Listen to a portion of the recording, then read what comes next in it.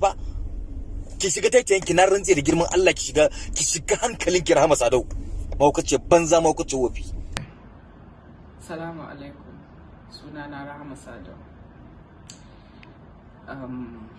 Ina yin wannan bidiyon ne saboda in yi magana akan abubuwan da suka faru a kwana ɗaya da kwana biyu da suka wuce. Abu ya taso akan hoton da na saka, kuma abun ba mai daɗi ba ne, kuma duk wanda ya san ni yake bi na ya san cewa ba zan taɓa yin abin nan har cikin zuciyata ba kuma da niyyar, ban kuma saka wannan hoto da niyyar abin da ya faru ba. Hasali ma ban ma san ya faru ba sai da aka kira ni aka fara gaya min cewa ga abin da yake faruwa. Ni musulma ce, iyayena musulmai ne, dangina gaba ɗaya musulmai ne. Ba zan taɓa yin wani abu da zai taɓa musulunci ko kuma manzon Allah sallallahu alaihi wasallam.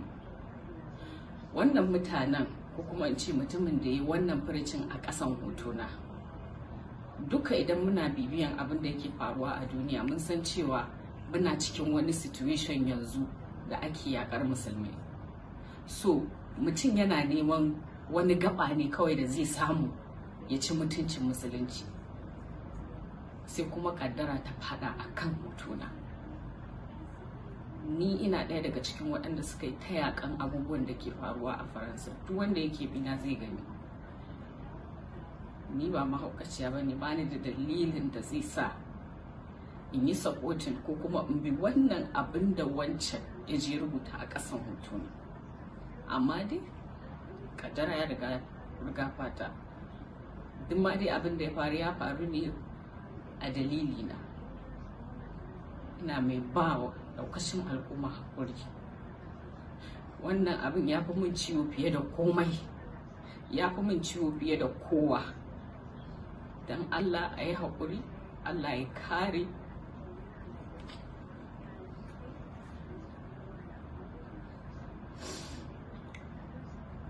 Mu yi hakuri,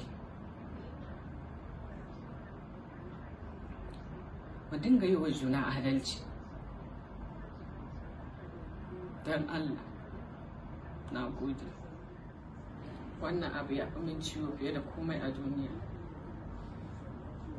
Ina ba wa daukashin Hausawa, abokan aikina da musulmai gaba ɗaya na duniya haƙuri akan abin da ya faru.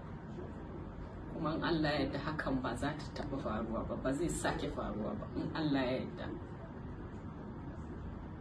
Na gode.